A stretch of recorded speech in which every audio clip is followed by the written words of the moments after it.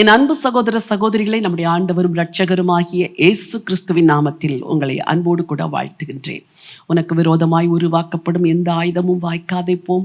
உனக்கு விரோதமாய் நியாயத்தில் எழும்பும் எந்த நாவையும் நீ குற்றப்படுத்துவாய். உனக்கு விரோதமாய் கூடுகிற கூட்டங்கள் என்னாலே கூடுகிற கூட்டம் அல்ல என்று ஆண்டவர் கொடுத்த வார்த்தையின்படி தேவ ஜனங்களுக்கு விரோதமான எல்லா சத்துருடைய கிரியைகளையும் ஆண்டவர் அழித்து போடுகிற மாதம் இது. ஒரு வேத வசனத்தை உங்களுக்காய் வாசிக்க விரும்புகிறேன். எரேமியா தீர்க்கதரிசன புத்தகம் 1ஆம் அதிகாரம் 19வது வசனம். அவர்கள் உனக்கு விரோதமாக யுத்தம் பண்ணுவார்கள், ஆனாலும் உன்னை மேற்கொள்ள மாட்டார்கள்.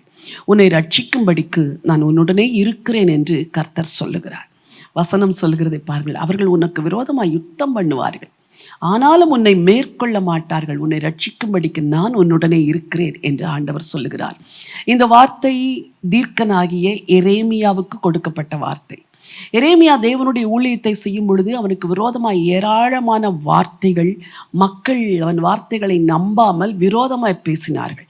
என்ன, தேசம் சிறைப்பட்டு போகும் என்று சொல்லுகிறாய், நீ சொல்லுகிற வார்த்தையின்படி நடக்குமோ என்றெல்லாம் தேவன் சொன்ன வார்த்தைகளுக்கு விரோதமாய் மக்கள் பேசினார்கள். ஆனால் ஆண்டவர் 3 காரியத்தை சொன்னார்.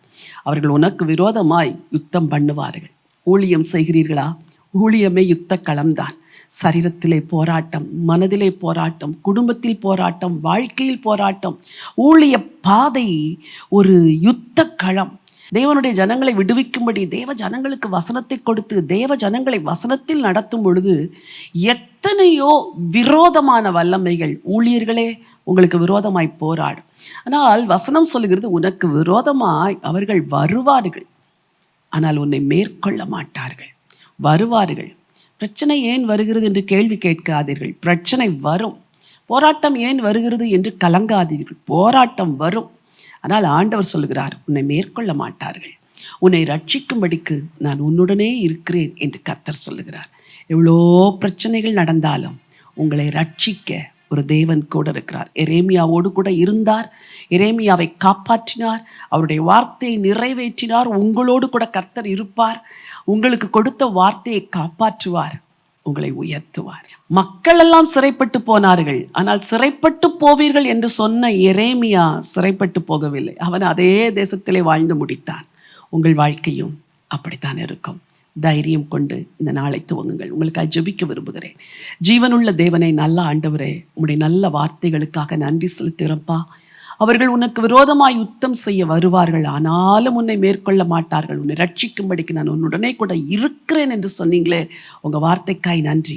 உங்கள் பிள்ளைகளுக்கு விரோதமாய் எழும்புகிற அந்தகார கிரியைகள், ஆண்டவரே, பொல்லாத மக்களின் கிரியைகள், சதித்திட்டங்கள், ஊழியர்களுக்கு விரோதமாய் எழும்பி நிற்கிற எல்லா அந்தகார கிரியைகள், ஆண்டவரே, சகல காரியங்களும் ஆண்டவரே வாய்க்காதே போகட்டும். ஆண்டவரே, நீங்கள் உங்கள் பிள்ளைங்க ஒவ்வொருவரோடு கூட இருந்து அவர்களை காத்து உங்கள் வார்த்தையை நிறைவேற்ற வேண்டும் என்று அடியால் ஜெபிக்கிறேன்.